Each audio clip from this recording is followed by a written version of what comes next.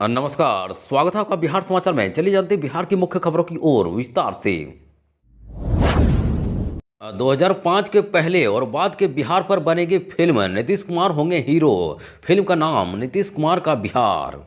इस वक्त की बड़ी खबर, बिहार में हमलावर विपक्ष को जवाब देने के लिए एनडीए ने कमर कस ली है। वहीं अब बहुत जल्द 2005 के पहले और बाद के बिहार पर शॉर्ट फिल्म बनेगी जिसके हीरो नीतीश कुमार होंगे। वहीं इस फिल्म का नाम नीतीश कुमार का बिहार रखा गया है। वहीं जदयू कार्यालय में सोमवार को आयोजित एनडीए की प्रेस कॉन्फ्रेंस में इस बात का ऐलान किया गया। दरअसल बीजेपी प्रदेश अध्यक्ष दिलीप जायसवाल ने इस बात की जानकारी दी है। उन्होंने कहा कि अब इस फिल्म के जरिए विपक्ष को जवाब दिया जाएगा। वह विपक्ष को जवाब देने के लिए 2005 से पहले और 2005 के बाद के बिहार पर एक शॉर्ट फिल्म बनेगी। वहीं इस फिल्म का नाम नीतीश कुमार का बिहार होगा। उन्होंने कहा कि 2005 से पहले के बिहार की हालत देखकर लोगों का खून खौल जाएगा। वहीं इस फिल्म में यह दिखाने की कोशिश होगी कि 2005 के पहले बिहार की क्या हालत थी और जब से नीतीश कुमार बिहार के मुख्यमंत्री बने तब बिहार की क्या स्थिति है। वहीं इस फिल्म को हर गांव से लेकर प्रखंड तक एक अभियान के तहत लोगों को दिखाया जाएगा। वहीं यह फिल्म एक क्रांति होगी जिसे देखकर लोगों का खून खौल जाएगा और मुख्यमंत्री नीतीश कुमार के प्रति लोगों की श्रद्धा बढ़ेगी। अब बिहार में निकलेगी बम्पर बहाली, स्वास्थ्य विभाग में 2473 फार्मासिस्टों की बहाली। इस वक्त की बड़ी खबर, स्वास्थ्य विभाग में बम्पर बहाली निकलने वाली है। दरअसल बिहार में 2473 फार्मासिस्ट पदों पर जल्द बहाली होगी। वहीं इस बात की जानकारी स्वास्थ्य मंत्री मंगल पांडे ने दी। उन्होंने कहा कि बिहार में 2473 फार्मासिस्ट पदों पर जल्द ही बहाली होगी। वहीं बिहार तकनीकी सेवा आयोग इस प्रक्रिया को पूरा करेगा। इससे राज्य में स्वास्थ्य सेवाओं में सुधार होगा और युवाओं को रोजगार मिलेगा। दरअसल बिहार के स्वास्थ्य मंत्री मंगल पांडे ने घोषणा की कि राज्य में 2473 फार्मासिस्ट पदों पर बहाली की प्रक्रिया जल्द ही पूरी की जाएगी। वहीं बिहार तकनीकी सेवा आयोग इस बहाली प्रक्रिया को पूरा करेगा। दरअसल मुख्यमंत्री नीतीश कुमार के नेतृत्व में राज्य सरकार स्वास्थ्य सेवाओं का विस्तार कर रही है और इसी क्रम में फार्मासिस्टों की बहाली की जा रही है। अब बता दें कि फार्मासिस्ट दवाओं के विशेषज्ञ होते हैं और वे मरीजों को दवाओं से जुड़ी सारी जानकारी देते हैं। वहीं इस बहाली से स्वास्थ्य विभाग को मजबूती मिलेगी और मरीजों को बेहतर स्वास्थ्य सुविधाएं मिलेगी। साथ ही इससे युवाओं को रोजगार के अवसर भी मिलेंगे।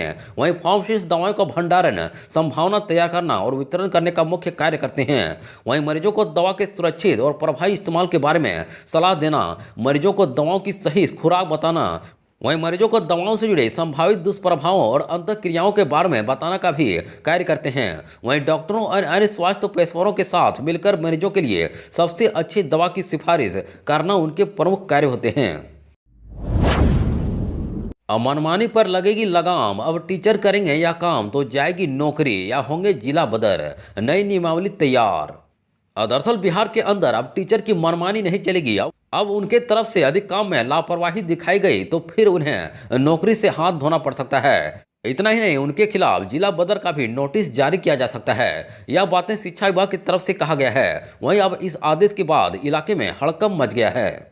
जानकारी के अनुसार शिक्षा विभाग ने शिक्षकों की मनमानी पर लगाम लगाने के लिए कड़ा रुख अपना लिया है। अब शिक्षक अगर बच्चों को ठीक से नहीं पढ़ाते, समय पर स्कूल नहीं आते या अन्य कोई अनुशासनहीनता करते हैं तो उन्हें जिला बदर या नौकरी से बर्खास्त किया जा सकता है। दरअसल नई नियमावली के तहत शिक्षकों द्वारा की गई गलतियों को श्रेणीबद्ध कर उनके खिलाफ सख्त दंड का प्रावधान किया गया है। वहीं जिन शिक्षकों द्वारा बच्चों को ठीक से नहीं पढ़ाया जाता, समय पर स्कूल नहीं आते या विभाग के निर्देशों का पालन नहीं किया जाता है तो उनके खिलाफ सख्त कार्रवाई की जाएगी, जिसमें शिक्षकों के खिलाफ कार्रवाई के लिए स्पष्ट दिशा निर्देश दिए गए हैं। हालांकि शिक्षक इस निर्णय के खिलाफ अपील कर सकते हैं। भीड़ नियंत्रित करने को लेकर बिहार पुलिस के जवानों को मिलेगी ट्रेनिंग, अब उपलब्ध होगी यह सामग्री।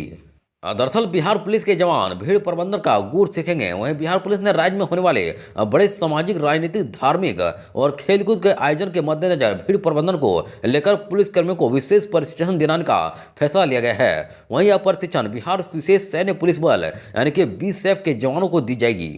दरअसल बीएसएफ की चयनित इकाइयों को इसके लिए सक्षम बनाया जाएगा ताकि उनकी तैनाती बड़े आयोजनों के दौरान की जा सके। वहीं इस दिशा में नए सिरे से प्रयास तेज करने की कार्यवाही एडीजी बीएसएफ के स्तर पर शुरू की गई है। वहीं पुलिस मुख्यालय के आधिकारिक सूत्रों के अनुसार भीड़ प्रबंधन को लेकर पहले राज्य में मास्टर ट्रेनर तैयार किए जाएंगे। उन्हें अधिक भीड़ वाले इलाके और आयोजनों में आम लोगों के साथ व्यवहार करने, नियंत्रित करने और बिना किसी बाधा के आयोजन को सफल बनाने की तकनीकी की जानकारी दी जाएगी। इनका पूर्व के प्रशिक्षणों के बाद क्षमता वर्धन किया जाएगा। ये मास्टर ट्रेनर बीएसएफ की इकाइयों में जाकर जवानों को प्रशिक्षण देंगे। करीब 500 से 1000 जवानों को विशेष रूप से प्रशिक्षण देकर तैयार किया जाएगा।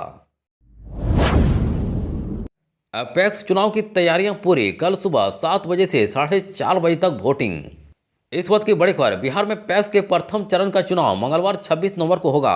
वहीं पहले चरण में 1608 पैक्सों के लिए अब वोटिंग होगी। वहीं सुबह 7 बजे से शाम 4:30 बजे तक मतदान का समय निर्धारित किया गया है। वहीं मतदान के ठीक अगले दिन 27 नवंबर को पहले चरण के वोटों की गिनती होगी। दरअसल पटना में भी पैक्स चुनाव को लेकर प्रशासनिक तैयारियां पूरी कर ली गई है। वहीं पटना में पहले चरण में 8 प्रखंड के 63 पैक्सों में वोट डाले जाएंगे, जिसके लिए 174 मतदान केंद्र बनाए गए हैं। वहीं कड़ी सुरक्षा व्यवस्था में वोटिंग होगी। प्रत्येक 3 बूथ पर एक पीसीसीपी, प्रत्येक 8 बूथ पर सेक्टर दंडाधिकारी, पुलिस पदाधिकारी और पुलिस के जवान तैनात रहेंगे। दरअसल पटना में पहले चरण का मतदान दानापुर, पटना सदर, दुल्हिन बाजार, नौबतपुर, पुनपुन, फुलवार शरीफ, पालीगंज और मसूरी के लिए 63 पैक्सों में होगी। वहीं 14 पैक्सों में निर्विरोध निर्वाचन और एक में कोरम के अभाव में निर्वाचन स्थगित किया गया है। अब बता दें कि पटना में कुल 223 पैक्स हैं, जहां 3 चरणों में वोटिंग होगी। वहीं पहला चरण 26 नवंबर, दूसरा चरण 29 नवंबर और तीसरे चरण की वोटिंग 3 दिसंबर को होगी। नए साल से एनडीए के मिशन 2025 का आगाज। आरजेडी को घेरने के लिए गांव-गांव चलेगा अभियान, जाने पूरा प्लान। इस वक्त की बड़ी खबर, बिहार विधानसभा के शीतकालीन सत्र के बीच जदयू दफ्तर में एनडीए के सहयोगी दलों ने प्रेस कॉन्फ्रेंस की। वहीं जिसमें भाजपा, जेडीयू, लोजपा और हम और उपेंद्र कुशवाहा की रालोमो के प्रदेश अध्यक्ष मौजूद है। अब बैठक में बिहार 2025 विधानसभा चुनाव जीतने की रणनीति बनाई गई है। वहीं 15 जनवरी से 15 फरवरी तक पूरे राज्य में संयुक्त कार्यक्रम चलेगा, जिसकी शुरुआत बगहा से होगी। वहीं बूथ स्तर तक समन्वय और सभी 5 दलों के कार्यकर्ताओं के साथ लाने की रणनीति पर काम होगा। वहीं 2005 के पहले का बिहार और 2005 के बाद का बिहार पर आधा घंटा की फिल्म गांव-गांव में दिखाई जाएगी। वहीं राजद के 15 साल के कार्यकाल को एक्सपोज किया जाएगा। वहीं इस दौरान जेडीयू के प्रदेश अध्यक्ष उमेश कुशवाहा ने कहा कि एनडीए चट्टानी एकता के साथ चुनाव लड़ने को उतर रहा है। वहीं बूथ स्तर से लेकर पंचायत स्तर कार्यक्रम किए जाएंगे। अब भाजपा के प्रदेश अध्यक्ष और राजस्व मंत्री दिलीप जायसवाल ने कहा कि जिस तरह हम लोगों ने बिहार उपचुनाव आपसी समन्वय के साथ लड़ा, उसी तरह बिहार चुनाव भी लड़ा जाएगा और अपने लक्ष्य को हासिल करेंगे। वहीं जायसवाल ने कहा कि एनडीए का नारा है 2025 में 2025 पार, उस लक्ष्य को पाना है। वहीं विपक्ष की एक ही कोशिश है, किसी तरह से अनाप शनाप बयान देते रहें, लेकिन एनडीए के नेता और कार्यकर्ताओं ने अपने शब्दों की मर्यादा को बरकरार रखा है। वहीं लालू यादव का जादू अब खत्म हो गया है। लालू यादव परिवारवाद से बाहर नहीं जा सकते। बिहार अब बदल रहा है। बिहार में इतना विकास कार्य हो रहा है जिसे जनता देख रही है।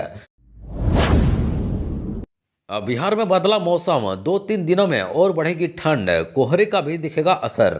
इस वक्त की बड़ी खबर, बिहार में मौसम ने करवट ले ली है और सुबह तथा रात के वक्त अब लोगों को ठीक ठाक ठंड का अनुभव हो रहा है। दरअसल पर्वतीय इलाकों में बर्फबारी से ठंडी हवाओं का प्रसार बिहार सहित देश के विभिन्न मैदानी इलाकों में हुआ है। वहीं राजधानी पटना सहित बिहार के कई जिलों में पारा गिरा है और लोगों को सिहरन का एहसास हो रहा है। अब बता दें कि मौसम विभाग ने अनुमान जताया कि अगले 2-3 दिनों में ठंड में और बढ़ोतरी के आसार हैं। वहीं उत्तर बिहार के कुछ शहरों में घना कोहरा रहेगा।